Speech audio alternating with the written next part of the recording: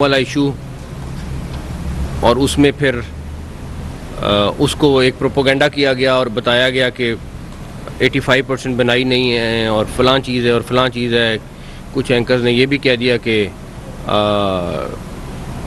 पूरी आंख ज़ाया हो गई। हर एक ने अपनी अपनी, जिसको वीलॉग पे जितनी व्यूअरशिप मिलनी चाहती थी उसने उसी तरह की स्टोरी डाली। महमूद खान अचकज़ई साहब ने प्राइम मिनिस्टर साहब को लेटर लिखा और उससे पहले ही हम लोग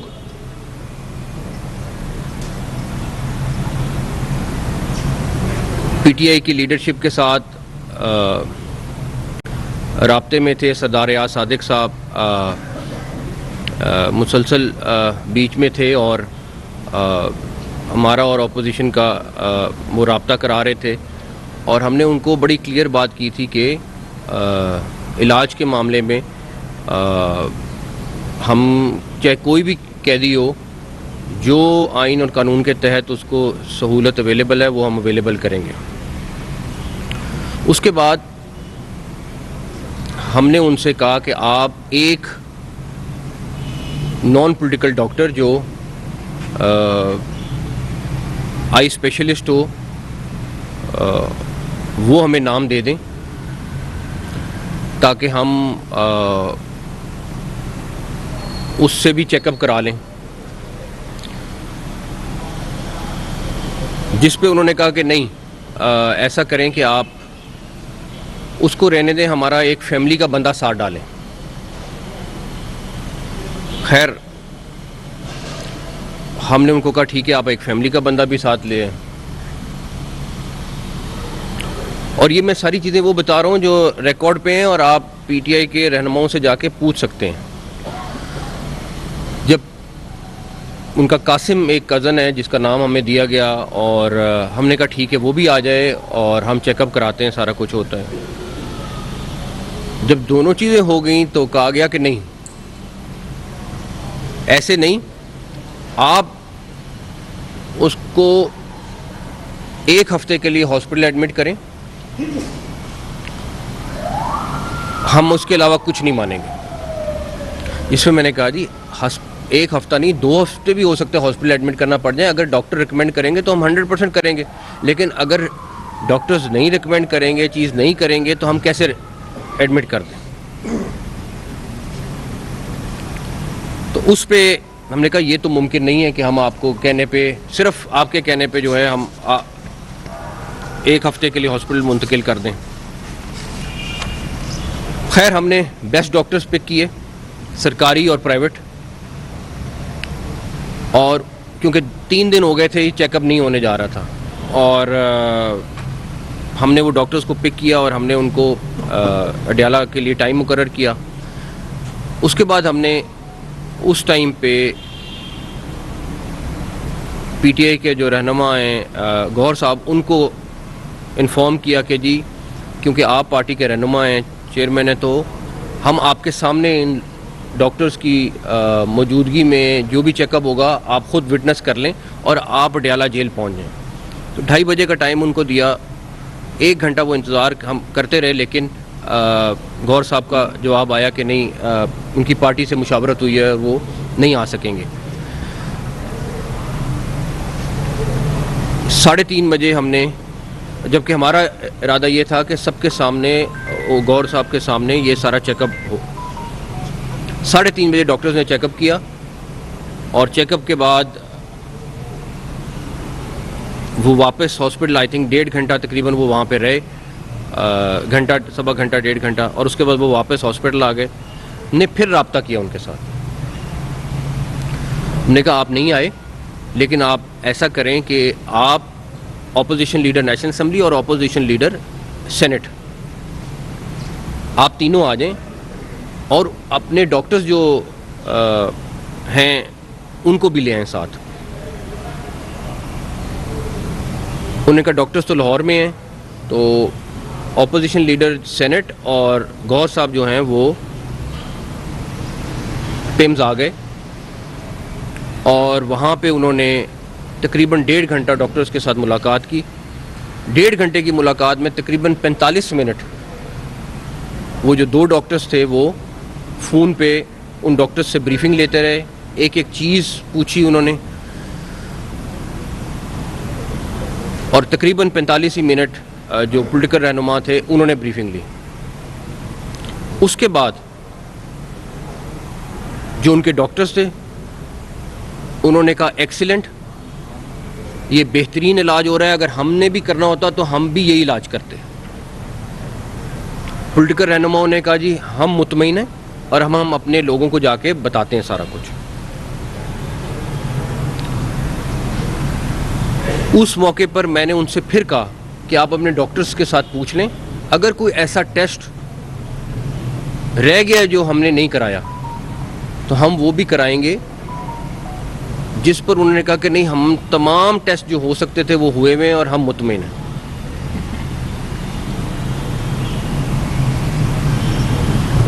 उसके बाद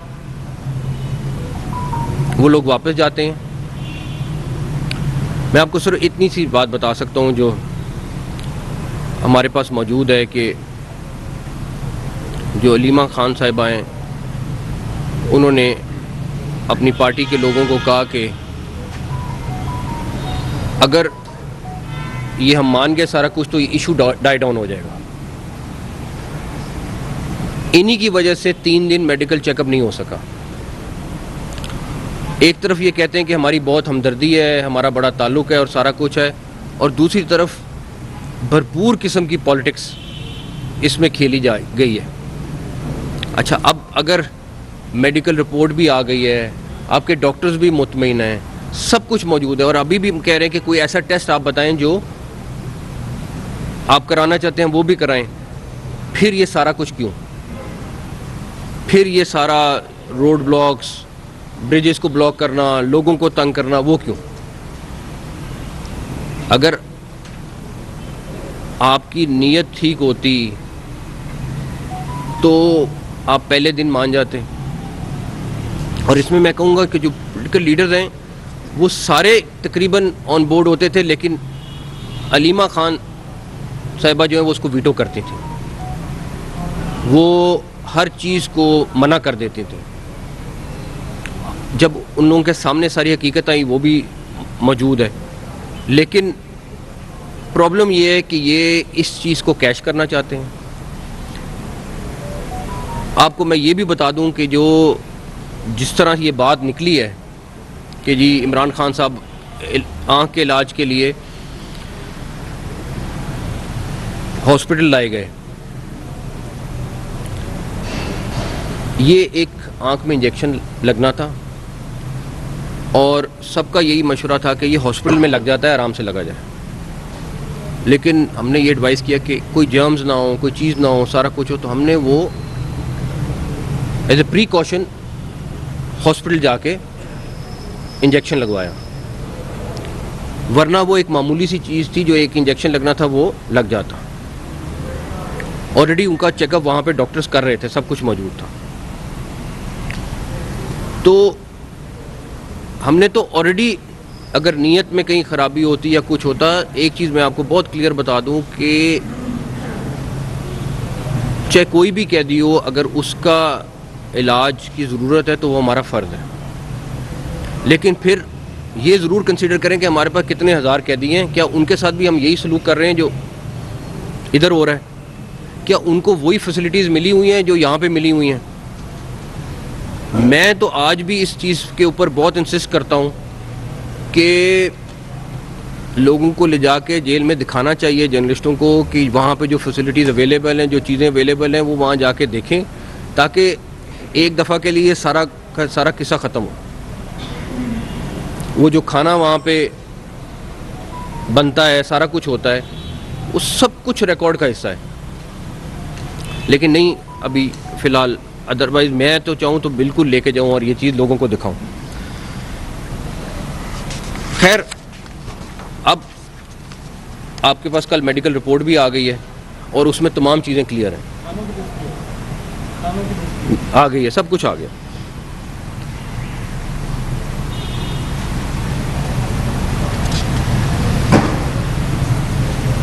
हम इस तरह की किसी भी चीज़ पे ना हम लोग ना गवर्नमेंट इसको पोलिटिसाइज नहीं करना चाहते, और मैं नहीं बताना चाहता कि बहुत सारी ऐसी चीज़ें होती हैं जो गैर मुनासिब हैं अगर मैं इस टाइम शेयर करूं, बट डेफिनेटली क्योंकि उनकी तरफ से रिक्वेस्ट आती है हम करते हैं, लेकिन उसके बाद इस तरह का तमाशा बनाना बिल्कुल गैर मुनासिब है, और प्लस लोगों को गुमराह करना, और आप लोगों को पता नहीं किस किस किस्म की फीड कर रहे हैं इंफॉर्मेशन, वो सबसे ज़्यादा ज़्यादती है। और आपको पता भी है असल बात का, जो सबसे बड़ी बात यह है कि आपको पता है बात का और उसके बावजूद आप वो चीज़ें करते जा रहे हैं।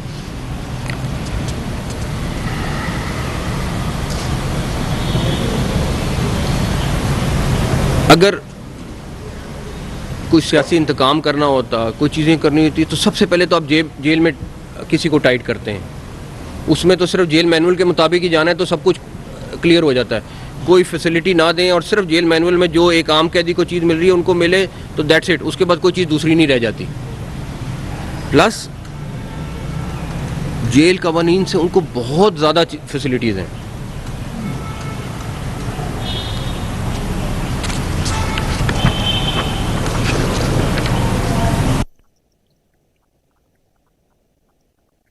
वफाकी वज़ीर दाखिला मोहसिन नकवी लाहौर में न्यूज़ कॉन्फ्रेंस कर रहे थे। उन्होंने कहा कि मेडिकल रिपोर्ट सबके सामने है, प्रोपेगेंडा अब बंद होना चाहिए। बानी पीटीआई की बैनाई के मामले पर एक प्रोपेगेंडा किया गया। मोहसिन नकवी ने कहा कि महमूद अचकजई के खत लिखने से पहले ही हम अपोजिशन से राबते में थे। जिम्मेदारी बनती है, वो सारी क्लैरिटी है, लेकिन चाहे हॉस्पिटल हो, चाहे बिजनेस हो, चाहे रोज़मर्रा की ज़िंदगी हो, ये सब हमारी रिस्पॉन्सिबिलिटी है। लेकिन जो पिछले चंद दिनों से हो रहा है उसके ऊपर मैं ज़्यादा बात नहीं करूँगा। अभी आपके सामने एक कोर्ट का फैसला आ गया जिसमें इंस्ट्रक्शन मिली है कि वहाँ पे अमन व अमान की सूरत हाल को बहाल किया जाए और जो भी ये नासिर है उनके खिलाफ कार्रवाई की जाए। और उन्होंने 18 फरवरी तक रिपोर्ट मांगी है और चीफ सेक्रेटरी और आईजी को इस पर उन्होंने इंस्ट्रक्शन जारी की है। तो हमारा ये फ़र्ज़ है कि उसके ऊपर हम लोगों को इतना ज़रूर बताएं कि जो भी आपके पार्टी के अंदर वो सेल्स मौजूद हैं जो ये काम कर रहे हैं, उनसे ख़बरदार रहें। वो आपके लोगों के दुश्मन हैं जो किसी और अज़ाइम में अपनी पॉलिटिक्स करना चाह रहे हैं। मैं तो इस सारी चीज़ के बाद इस यकीन पे पहुंचा हूं कि कम से कम कुछ लोगों का तो मुझे बड़ा क्लियर हो गया कि वो उनकी सेहत के बारे में से ज़्यादा अपनी पॉलिटिक्स के बारे में फ़िक्रमंद हैं। हम मेक श्योर करेंगे जो कोर्ट का फैसला है उसके ऊपर वो भी यकीनी बनाएं, और इस्लामाबाद में जिस तरीके से आपके सामने कोशिश की गई कि इस्लामाबाद के रेड जोन में ख़राबी पैदा की जाए, किसी तरीके से वहाँ पे पूरा ब्लॉक किया जाए, आपके सामने था पार्लियामेंट हाउस में, उसके बाद लॉजेस में, उसके बाद केपीके हाउस में। लेकिन हमने जिस उसलूबी के साथ हम उसको संभाल सकते थे हमने संभाला। एक चीज़ बड़ी क्लियर है, अगर आपको प्रोटेस्ट करने का शौक़ है, धावा बोलने का शौक़ है, तो मैं तो उसमें बड़ा क्लियर हूँ, हमारी टीम बड़ी क्लियर है कि फिर आप बोल लें, फिर आप खुद देख लीजिए।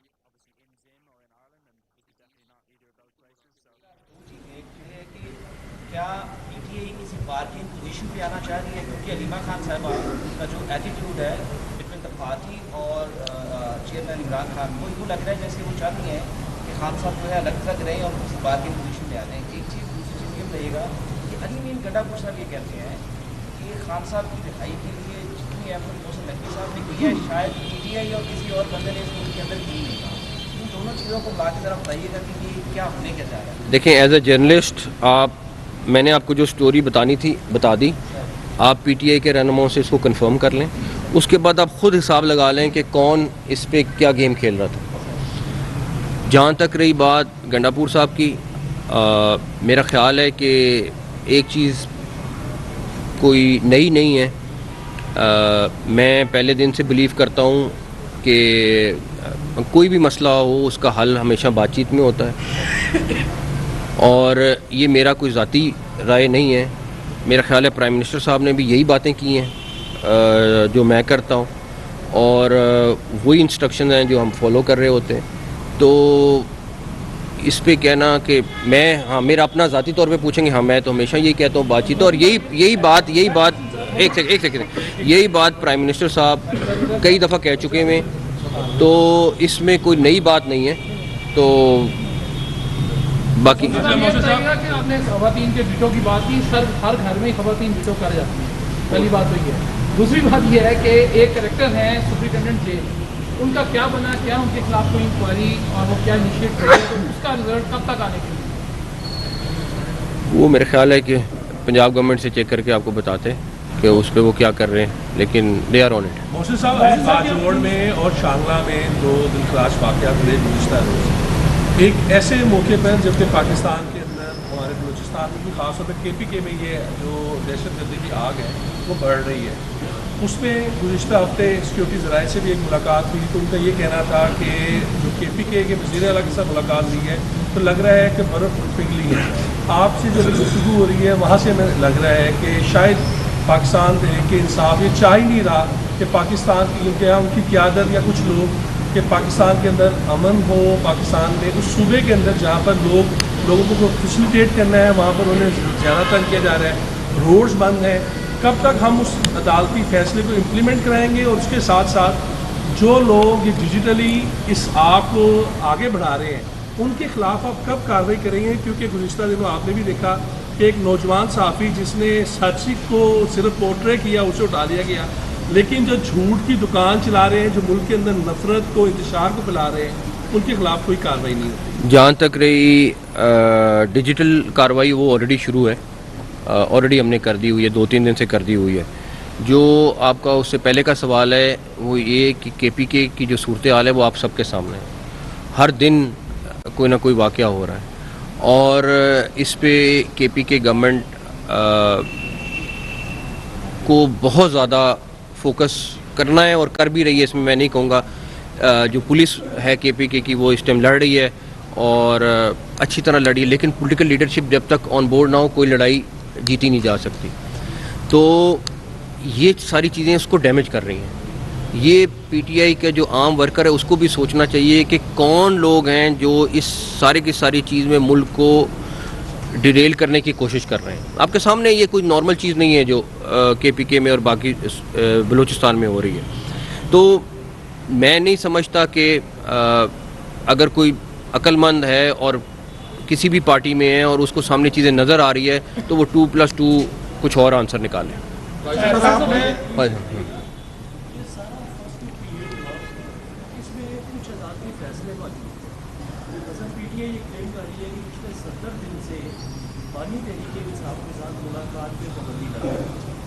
बावजूद इसके कि हाई कोर्ट के फैसले मौजूद थे कि उनके मुतल्ला को, उनकी फैमिली को और डॉक्टर्स को मिलने की, उसके बाद एक खबर आती है कि इसके बाद मुकम्मल फर्स्ट क्रिएट हो जाता है सारा। क्या अब भी बानी तहरीक इंसाफ के साथ मुलाकातों के जेल मैनुअल के मुताबिक होगी या वही पाबंदी की सूरत बरकरार रहेगी? दूसरी इसके साथ ही क्योंकि एज ए जर्नलिस्ट बेशक आप इशारा नहीं बात कीजिएगा, PTI की सेकंड रोल लीडरशिप जो है जिसमें फॉर्मर चीफ मिनिस्टर का ही गिव्स क्रेडिट टू यू। क्या PTI के अंदर ऐसे लोग मौजूद हैं जो सेंस बिल्ड करने की कोशिश कर रहे हैं कि गवर्नमेंट के साथ किसी लेवल पर आइस ब्रेकिंग हो जाए? देखें, सेंसिबल लोग तो हर जगह मौजूद होते हैं, लेकिन प्रॉब्लम ये है कि उनकी कोई सुनी जाए। अगर वो सेंसिबल लोगों की सुनी जाती होती तो PTI इस टाइम इस हालत में ना होती, ना 9 मई करती, ना बाकी चीज़ें करती। उन सेंसिबल लोगों का हाल मेरे ख्याल में आप ज़्यादा जानते हैं, और इस टाइम भी जिस वक्त आप और हम ये बात कर रहे हैं, मैं आज भी कहूँगा कि अगर सेंसिबल लोग आगे हों तो ये सिचुएशंस ही ना बने। तो ये अब पब्लिक और वो उन लोगों ने करना है फैसला कि वो सेंसिबल लोगों के साथ चलेंगे या बाकी लोगों। मैं चेक करता हूँ, मेरे ख्याल में तो उनकी हैं, बट मैं ये चेक कर लूँगा। अच्छा सर, आपने ये बात की अभी कि जो बातचीत है वो अमल जारी रहना चाहिए, या बानी पीटीआई से अभी भी कहीं ना कहीं कोई बातचीत का अमल जारी है? और दूसरा एक गुजारिश सुन ले, अगर आपको पीटीआई के रहनुमा कोई राब्ता करें तो आप एक मुस्बत किरदार अदा करने पर तैयार हैं? पहली बात ये कि कोई मसला आता है वो वाली बातचीत, एनआरओ वाली बातचीत के ऊपर मैं नहीं हूँ, ठीक है ना, वो वाली बातचीत मेरे से नहीं। हाँ, कोई क्राइसिस आता है, कोई प्रॉब्लम होती है, मैं बिल्कुल हाजिर हूँ, मेरा काम भी है और मैंने करना भी है। लेकिन एनआरओ वाली कोई बातचीत है तो वो मेरा सब्जेक्ट नहीं है। पाकिस्तान में दहशतगर्दी चल रही है, इसमें भारत का किस हद तक किरदार है, और इसी में ऐड ऑन कर लें तो बलूचिस्तान में वो हो रहा है, उसको जिम्मेदार किसको ठहराते हैं? 100% इंडिया, भारत 100% इन्वॉल्व है, सबूत भी हैं, हमने हर जगह दिए भी हैं, सारा कुछ किया है। जिस साइड पे हम थोड़े वीक हैं कि हमने दुनिया को जाके नहीं बताया, अब हमने वो काम भी शुरू किया है। हम हर दुनिया के मुल्क को बता रहे हैं कि ये किस तरीके से दहशतगर्दी को सामने रखता है और अपने आप को मजलूमियत दिखाता है और ख़ुद दहशतगर्दी कराता है। तो इस पे तो कोई चीज़ नहीं है। 3 गुना उन्होंने बजट बढ़ाया है। बलूचिस्तान में जो किसी को पहले $500 मिल रहे थे तो अब $2,000 मिल रहे हैं, उस सामने सारी चीज़ें मौजूद हैं।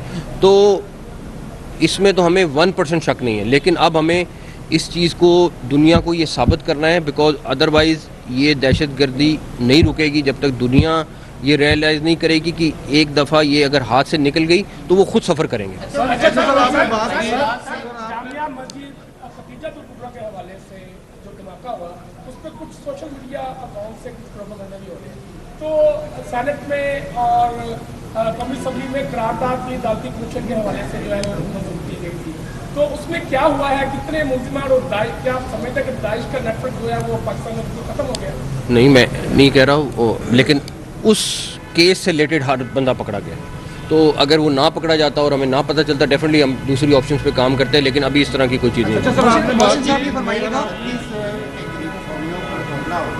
क्या अभी तक पीटीआई को गवर्नमेंट बावर नहीं करा सकी कि उन्होंने गलती की जिसको नो भाई? सेकंड, 1 साल से हम मुसलसल सुन रहे हैं कि देसी गोरख, शहद और कुछ चीज़ें, छोटा गुड़, और क्या ये खुराक की वजह से आपका मसला नहीं बन रहा? ये मेरे ख्याल में उनके डॉक्टरों से पूछना पड़ेगा कि किस वजह से मसला बन गया है, लेकिन ये है कि खुराक में वहाँ कोई कमी नहीं है, जो मिल रही है वो आप देखिएगा। अच्छा सर, आपने बात की कि आप अदालती अहकामात पर अमल दरामद करवाएंगे और ये जो एहतजाज है उसको भी ख़त्म करवाएंगे। पहले ही फेडरल के या दूसरे सूबों के केपीके के साथ कोई आइडियल तल्लक नहीं है। ये बताइए कि वहाँ पे आपको ऑपरेशन करना पड़ता है तो क्या आप फेडरल की नफरी के साथ वो ऑपरेशन करेंगे या सूबाई नफरी जो वो आपसे तामन करेगी? इस हवाले से किस किस्म का ऑपरेशन? अगर वो अदालत ने चीफ सेक्रेटरी और IG को ऑर्डर किया है, अगर वो हमें कोई रिक्वायरमेंट भेजेंगे तो हम उसको कंसिडर करेंगे। मोहसिन साहब ये फरमाइएगा कि आपने जिस तरह पहले भी फरमाया था कि बलूचिस्तान में एक SHO का काम है वो दहशतगर्दी जो है वो खत्म कर सकता है, क्या पाकिस्तान टीम के अंदर कोई SHO नहीं ला सकता? अच्छा, पहली बात मैं आज चौथी दफ़ा कह रहा हूँ, वो प्लीज़ दोबारा सुन लें। मैंने वो SHO वाला बोला और मैंने कहा ये SHO की मार है, और उसके साथ आप वो क्लिप निकालें, नेट पे मिल जाएगा। और साथ मैंने कहा ये मैं सिम्बॉलिकली कह रहा हूँ, ठीक है। तो बट वो वाला पोर्शन निकाल लिया गया और दूसरा वाला अलहदा कर दिया गया, तो वो खैर कोई बात नहीं है। बट एक वो क्रिकेट वाली बात में बात करेंगे। हाँ, क्रिकेट वाली बात में बात करें। एनआरओ की कोई संजीदा कोशिश है? एनआरओ के लिए सारा कुछ किया जा रहा है जो प्रोपेगेंडा किया जा रहा है। वो एक लेटर है, मेरे ख्याल है मैं आपके साथ शेयर कर लेता हूँ, वो पढ़ लें। मेरा ख्याल है वो अपोजिशन लीडर का है या किसी का लेटर है, तो उसमें जो लाइनें लिखी हुई हैं वो आप खुद पढ़ लें, आपको खुद अंदाज़ा हो जाएगा कि वो क्या कह रहे हैं, क्या मांग रहे हैं। जरदारी साहब पिछला 3 दिनों से काफ़ी पहली मतलब से खुल के आए हैं और वो यही बात कर रहे हैं जो आप लेटर भी कर रहे हैं, तो क्या इतना उसमें कहेंगे आपकी इतनी आसानी से उन्हें लिखती है कि हमें आपने वो लेटर देखा है? नहीं, हमें हमारे मैं देखता हूँ, मैं शेयर करता हूँ, क्योंकि उस लेटर के बाद सारा कुछ क्लियर हो जाता है कि कौन क्या कह रहा है, तो मुझे कुछ कहने की जरूरत नहीं है। लास्ट सवाल सर, ये वाकया हुआ, इसमें आप समझते हैं कि इंटेलिजेंस के फेलियर है? नहीं, मैं नहीं समझता इसमें इंटेलिजेंस का फेलियर है। आपको फिर मैं कहूँगा, अगर 100 चीज़ें आपके सामने तो नहीं हो सकती, बट 99 रुक जाती हैं, एक हो जाती है। तो हमें अपनी इंटेलिजेंस को ये क्रेडिट देना चाहिए कि वो 99 रोकती हैं। बस, थैंक यू।